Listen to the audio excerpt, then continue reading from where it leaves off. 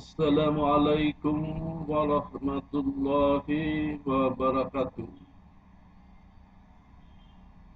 Selamat berjumpa kembali Sobat IB yang saya hormati, adik-adik mahasiswa yang saya cintai.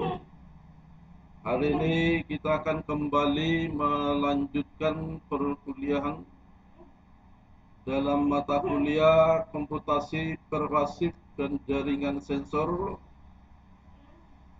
di mana materi perkuliahan pada hari ini adalah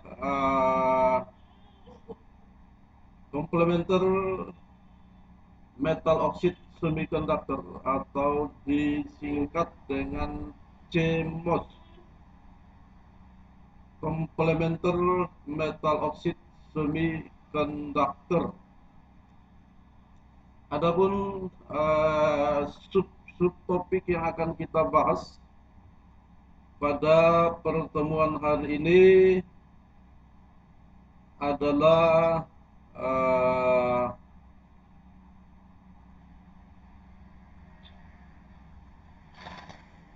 kita awali dengan pengertian daripada CMOS. Kemudian kita lanjutkan dengan inverting, duality dan logik. Kemudian kita lanjutkan dengan daya, yaitu pensaklaran dan bocoran.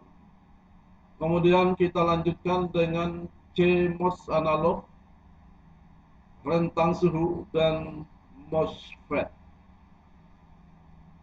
Oke, kita masuk ke materi yang pertama, submateri yang pertama, yaitu pengertian daripada CMOS, Complementary Metal Oxide Semiconductor atau Semiconductor Oksida Logam Komplementer,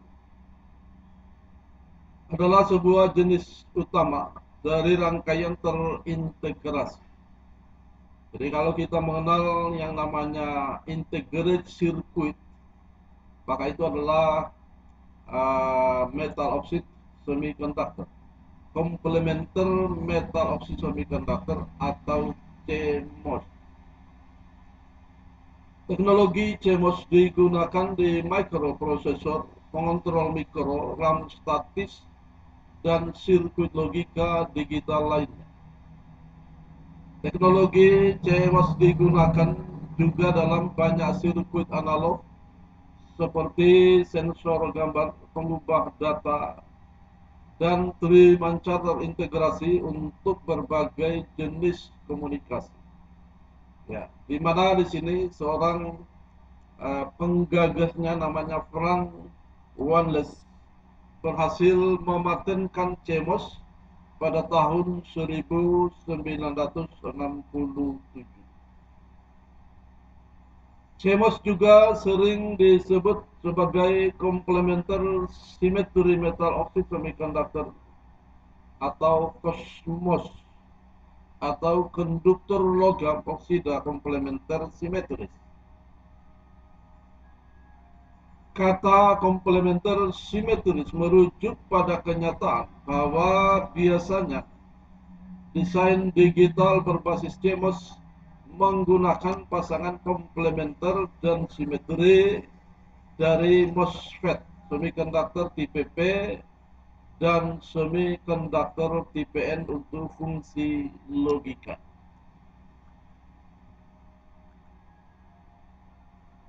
Dua karakter penting dari CMOS adalah kekebalan desanya yang tinggi dan penggunaan daya statis dan yang rendah. Daya hanya diambil saat transistor dalam CMOS berpindah di antara kondisi hidup dan mati. Akibatnya, peranti CMOS tidak menimbulkan bahang sebanyak sirkuit. Ya, panas ya maksudnya. Seperti logika transistor TTL atau logika NMOS yang banyak menggunakan piranti tipe N tanpa tipe P. CMOS juga memungkinkan chip logika dengan kepadatan yang tinggi. Kalimat metal oksid semiconductor atau semiconductor logam oksida adalah sebuah sebutan pada struktur fisik beberapa transistor efek Medan. Memiliki gerbang elektroda logam yang terletak di atas isolator oksida logam, yang juga berada di atas bahan semiconductor. Aluminium digunakan pertama kali, tetapi sekarang digunakan bahan polisilikon. Gerbang logam lain dibuat sering dengan menggunakan material dielektrik permisivitas tinggi di dalam proses pembuatan CMOS. Ya, jadi dikatakan di sini bahwa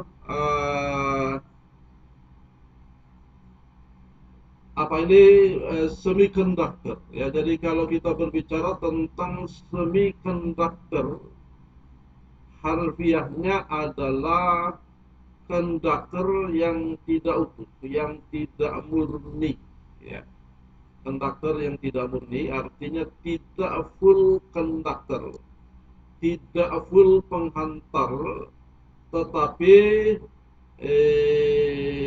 ini akan menjadi penghantar yang baik pada saat suhu semakin tinggi.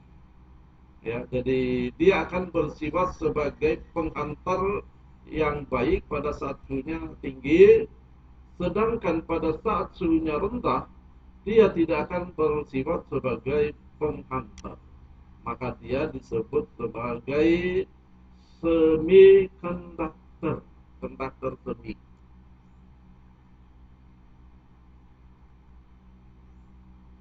CMOS merujuk pada desain sirkuit digital tertentu dan proses-proses yang digunakan untuk mengimplementasikan sirkuit tersebut dalam rangkaian terintegrasi. Sirkuit CMOS memboroskan lebih sedikit daya saat statis dan memungkinkan penempatan sirkuit yang lebih padat daripada teknologi lain yang mempunyai fungsi sama.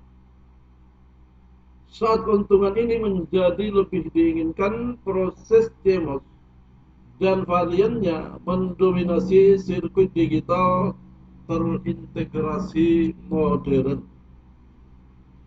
Sirkuit CMOS menggunakan kombinasi MOSFET tipe N dan tipe P untuk mengkonsumsi gerbang logika dan sirkuit digital yang ditemui di komputer, peralatan komunikasi, dan peralatan pemproses sinyal. Walaupun logika CMOS dapat dibangun dari komponen terpisah seperti pada saat kita mulai melaksanakan proyek semiconductor. Biasanya produk CMOS adalah rangkaian terintegrasi yang terdiri dari jutaan transistor pada sepotong silikon seluas antara 0,1 hingga 4 cm persegi. Ya, bisa dibayangkan teknologinya, jutaan transistor tersaji pada sebuah material yang hanya ukurannya 0,1 hingga 4 cm persegi. Ya, IC ya, jadi itulah yang kita sebut sebagai IC atau kita kenal sebagai kart yang ukurannya sangat kecil. Ya, baik itu di perangkat mobile atau di perangkat-perangkat statis lain ya, yang digunakan. Gitu. Berarti tersebut biasanya disebut dengan chip. Ya, chip, sedangkan untuk perindustrian juga disebut dengan die tunggal atau dice untuk jamaknya.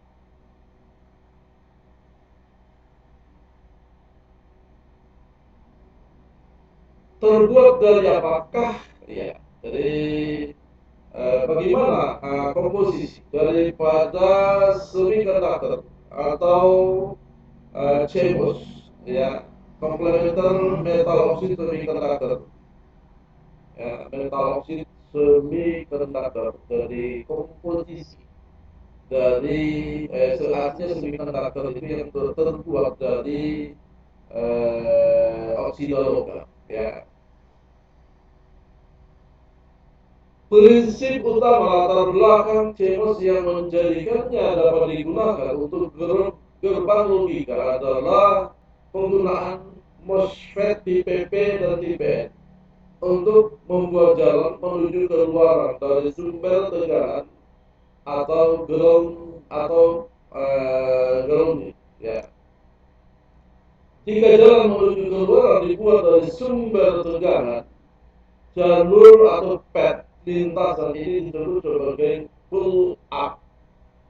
Di sisi lain atau di pihak lain, jalur lintasan yang dinyatakan pull down jika jalan menuju keluaran dibuat dari grounding. Ya, jadi kalau dari tegangan, ya, dari selisih tegangan yang tidak nol, maka dia disebut sebagai pull up. Tetapi kalau jalur dimulai dari grounding atau tegangan nol, maka itu disebut sebagai pull down. Ya. Saya ulang bahwa jika jalur menuju tegangan yang bukan nol, ya, menuju tegangan yang bukan nol, maka itu disebut sebagai pull up. Dan jika jalur atau path atau lintasan itu menuju keluaran, menuju grounded atau menuju tegangan nol, maka itu disebut sebagai pull down.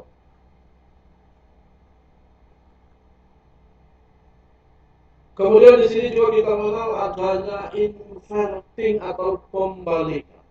Ya, pembalikan. Jalur atau lintasan CMOS didesain sedemikian rupa sehingga semua transistor PMOS, ya, jadi P ini maksudnya dari tipe P, ya, MOS di tipe P, ya, P itu artinya positif, sedangkan N itu negatif. Jadi kalau tipe P itu tipe positif, dan tipe N itulah tipe negatif. Dalam jalur atau lintasan CMOS didesain sedemikian rupa sehingga semua transistor PMOS harus mempunyai masukan dari sumber tegangan ataupun dari transistor PMOS lainnya. Sama dengan hal ini, semua transistor NMOS harus mempunyai masukan dari grounded atau transistor NMOS lain. Komposisi dari transistor PMOS menimbulkan resistansi rendah ketika tegangan rendah dikenakan padanya dan resistansi tinggi ketika tegangan tinggi dikenakan padanya. Di lain pihak, komposisi dari transistor NMOS mengakibatkan resistansi tinggi ketika tegangan rendah dikenakan padanya dan resistansi rendah ketika tegangan tinggi dikenakan padanya. Ini adalah rangkaian logik, ya, gerbang logik inverter CMOS statis, pembalik CMOS statis. Jadi gambar ini menunjukkan apa yang terjadi jika sebuah masukan disambungkan ke transistor PMOS dan transistor NMOS. Ketika tegangan masukan A rendah, ya, tegangan masukan A rendah, transistor NMOS mempunyai resistansi tinggi sehingga mencegah tegangan untuk bocor ke ground. Sedangkan transistor PMOS mempunyai resistansi rendah sehingga memungkinkan sumber tegangan untuk memindahkan tegangan menuju ke keluaran melalui transistor PMOS. Keluaran seharusnya menunjukkan tegangan tinggi atau logika 1. Artinya logika 1 itu artinya secara digital ditafsirkan sebagai adanya sinyal.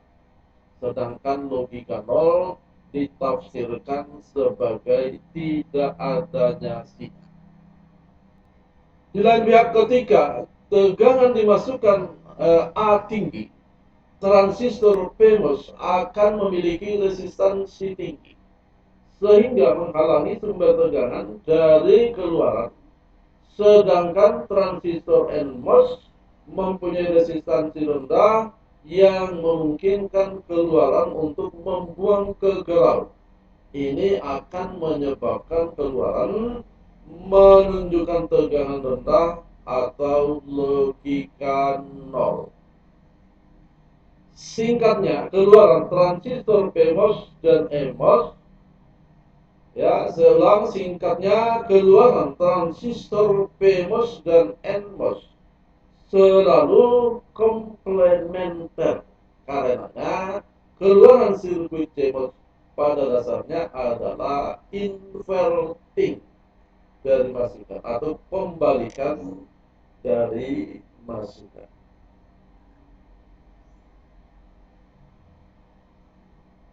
Kemudian ada sifat dualitas, ya, di mana karakteristik penting dari sirkuit CMOS adalah kecocokan atau kejodohan antara transistor PMOS dan transistor NMOS. Ya, jadi selalu berdampingan dalam hal ini. Sebuah sirkuit CMOS didesain sehingga selalu ada jalur dari keluaran ke salah satu sumber tegangan atau grounding. Jadi kalau dikatakan sumber tegangan artinya V-nya tidak nol, dan kalau dikatakan sebagai grounded artinya V-nya sama dengan nol.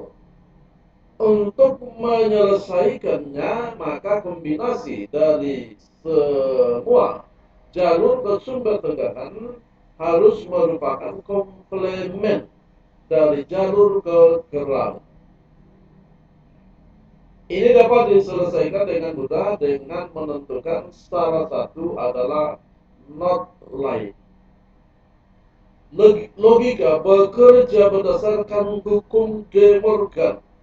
Jadi perhatikan sifat daripada aljabar dulu ya, kuliah ya.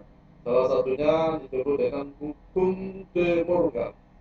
Sehingga transistor PMOS paralel ekivalen dengan transistor NMOS seri.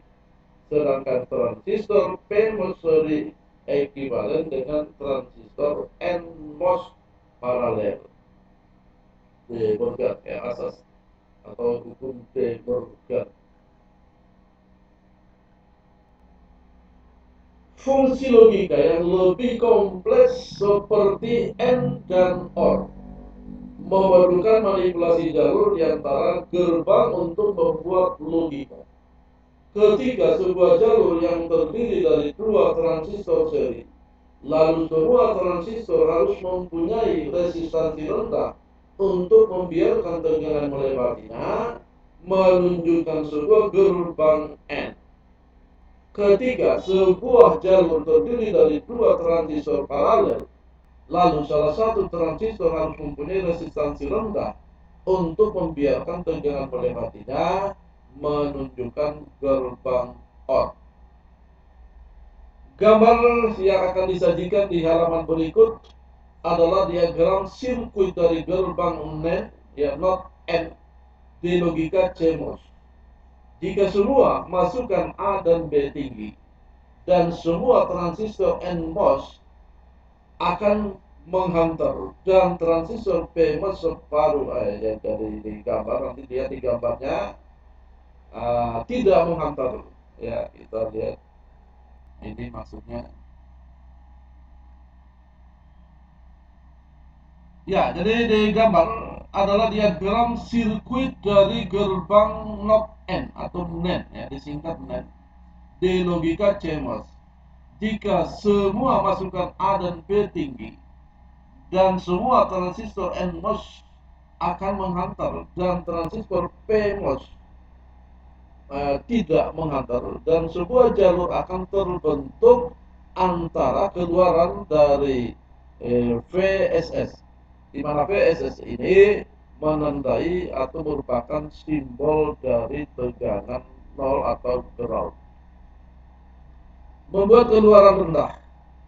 Jika salah satu masukan A dan B rendah, salah satu transistor NMOS tidak akan menghantar, sedangkan salah satu transistor NMOS akan menghantar, dan jalur akan terbentuk antara keluaran dari VDD, artinya tegangan tinggi, ya, atau sumber, membuat keluaran tinggi. Sebuah keunggulan logika CMOS daripada logika NMOS adalah sebuah pensakelan. Ya, jadi karena dia ada dua, ada PMOS atau kombinasi daripada PMOS dan NMOS, maka di sini ada semacam switching, ya, pensakelaran antara rendah tinggi dan tinggi rendah, dan adalah cepat, dan itu terjadi dengan cepat karena transistor pull up memiliki resistansi rendah saat dihidupkan, tidak seperti resistor beban di logika NMOS. Untuk tambahan, sinyal keluaran mengayun penuh di antara satu positif dan negatif. Sinyal yang kuat dan simetris ini akan membuat CMOS lebih kebal terhadap desak, tahan terhadap gangguan atau apa itu namanya, bisik, ya, desak. Jadi secara gerbang logikanya seperti ini. Jadi di mana kita lihat bahwa di separuh atas itu disusun secara paralel antara A dan B, sedangkan di separuh bawah itu tersusun secara serial antara A dan B.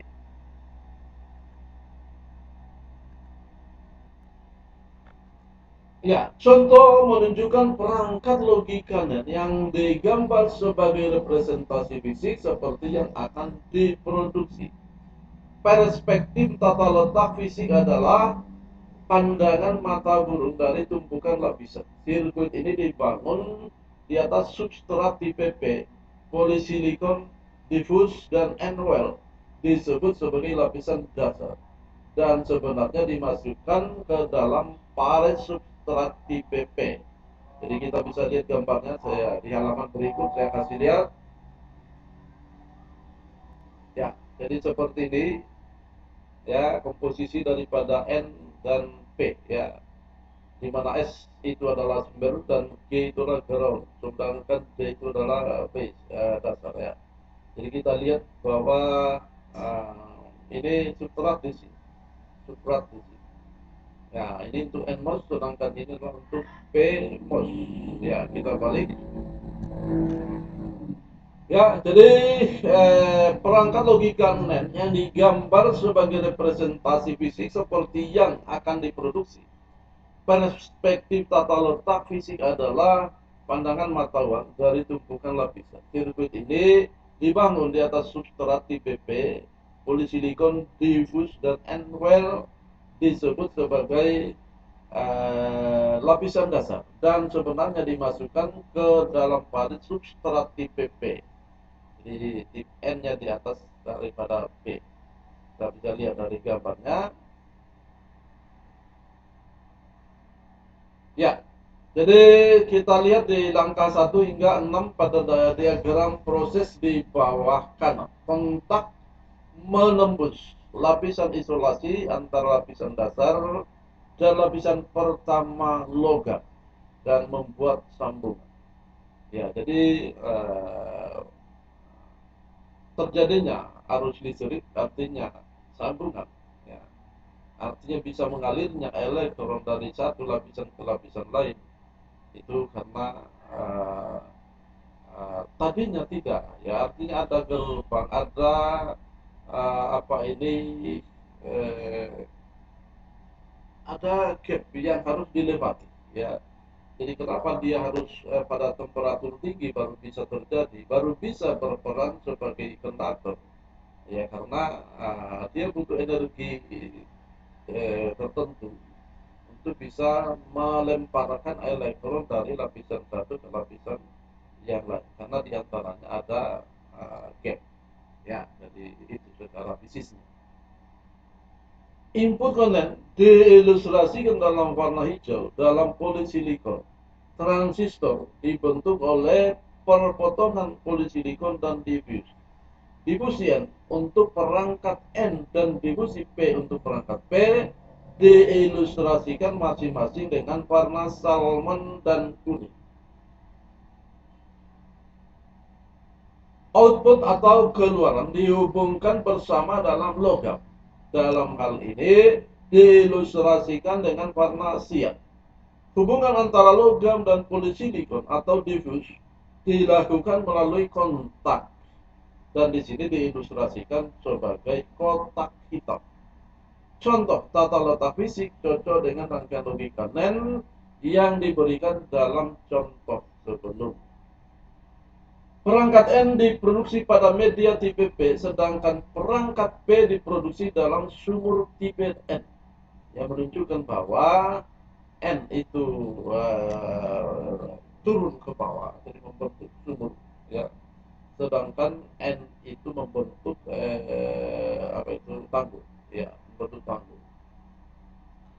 Media tipe P ketuk terhubung ke VSS, ya, sumber, dan keran sumur tipe N terhubung ke VDD ground untuk mencegah penguncian. Ya, jadi kita lihat gambarnya seperti ini, ya. Di ya ini yang kuning sudah, ya yang kuning sudah.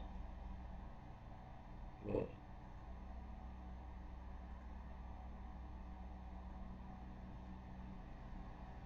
Ya, kemudian ada penghitungan atau perhitungan kompleksitas untuk desain sel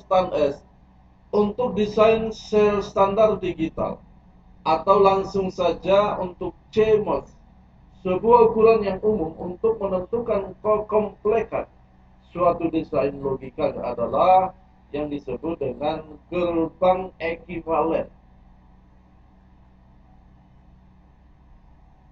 Logika CMOS memboroskan lebih sedikit daya dibandingkan dengan logika NMOS karena CMOS hanya memboroskan daya hanya saat pensakelaran. Jadi tadi sudah disebutkan pada proses 90 nanometer modern, pensakelaran keluaran memerlukan waktu 120 pikosecond. Jadi piko ini adalah 1006, ya. Jadi piko itu 1006. Jadi bukan lagi dalam skala nanosecond, tetapi dia pikosecond. Jadi 1000 seper 1000 maksudnya. Seper 1000 daripada 6, ya, 6. Jadi betapa cepatnya kecepatan atau kemampuan processing, ya, dari proses daripada uh, switching ini, ya, dan berulang setiap 10 nanosecond, ya. Logika NMOS memboroskan daya ketika keluaran rendah karena terdapat jalur dari V sumber ke V ground ke V sumber melalui resistor beban dan jaringan tipe N. Sirkuit CMOS memboroskan daya dengan mengisi kapasitas liar ketika pensakelaran. Muatan yang bergerak adalah perkalian antara kapasitas liar dengan perubahan tegangan. Kalikan dengan frekuensi pensakelaran untuk mendapatkan arus pemborosan. Dan kalikan dengan tegangan lagi untuk mendapatkan pemborosan daya karakteristik peranti CMOS.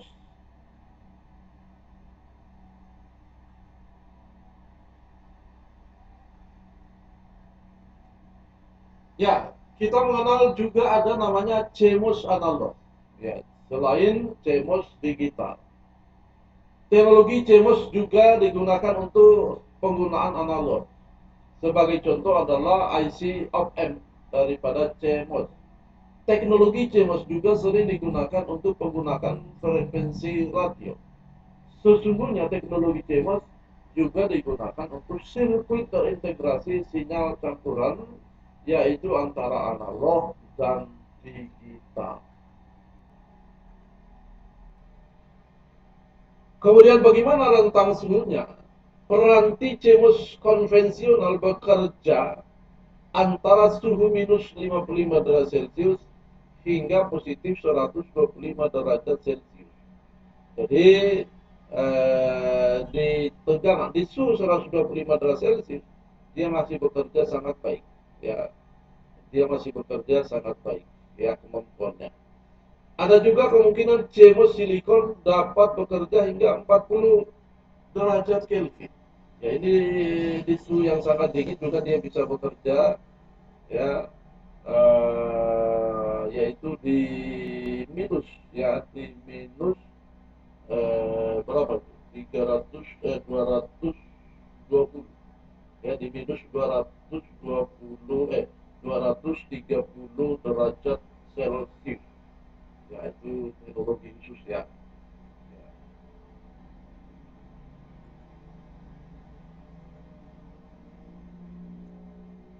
Apa itu MOSFET? Ya, transistor efek medan semiconductor logam oksida disebut sebagai metal oxide semiconductor field effect transistor, disingkat dengan MOSFET. Jadi metal oxide semiconductor field effect transistor atau MOSFET adalah salah satu jenis transistor efek medan. MOSFET mencakup kanal dari bahan semiconductor tipe N dan tipe P dan disebut sebagai N MOSFET untuk N dan P MOSFET untuk P, tipe P. Ya, biasa juga kita hanya menyebutnya sebagai N MOS dan P MOS.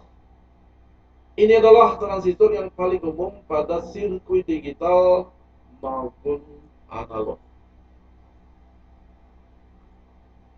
Transistor efek medan semiconductor logam oksid, ya, adalah salah satu jenis transistor efek medan yang mencakup kanal dari bahan semiconductor tipe N dan tipe P.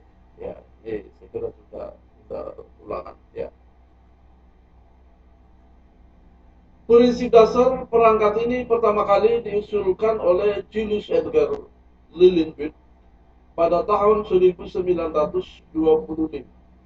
MOSFET diciptakan oleh Muhammad M. Atalla dan Dawon Kang di Bell Labs pada tahun 1959 dan pertama kali diperkenalkan pada Juni 1960. Perangkat ini merupakan perangkat pembangun dasar dari elektronika modern dan merupakan perangkat elektronik yang paling banyak diproduksi dalam sejarah dengan total kira-kira 13 triliun. Ya, ya, sangat banyak. Jadi itu artinya 1,3 kali 1022, ya, triliun. MOSFET yang diproduksi di antara tahun 1960 sampai dengan 2018. Teknologinya sudah sangat menyebar kemana-mana, sudah sangat ya, ya, sudah sangat merata di hampir semua aspek kehidupan yang berhubungan dengan teknologi pengkontrolan.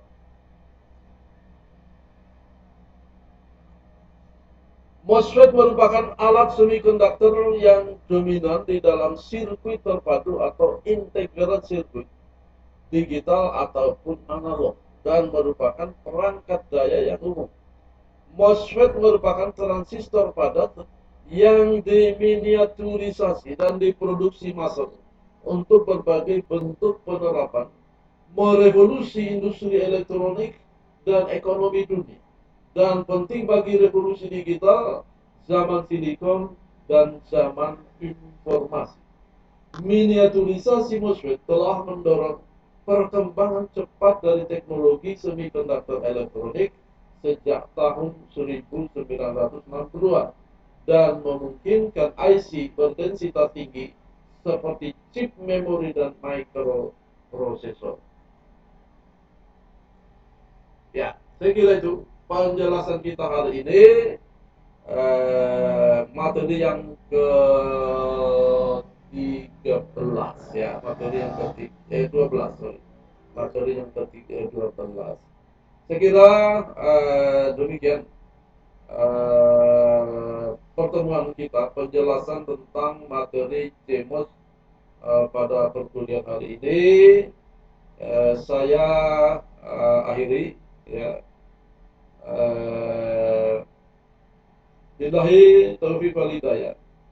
Sultan, silakan ya. Kalau ada pertanyaan disajikan, dituliskan pada kolom pertanyaan video ini ya. Dan juga jangan lupa mengisi absensi disediakan. Demikian saya kira pertemuan kita hari ini saya akhiri. Billahi taufiq wal hidayah. Wassabikul khairat. Wassalamualaikum warahmatullahi wabarakatuh.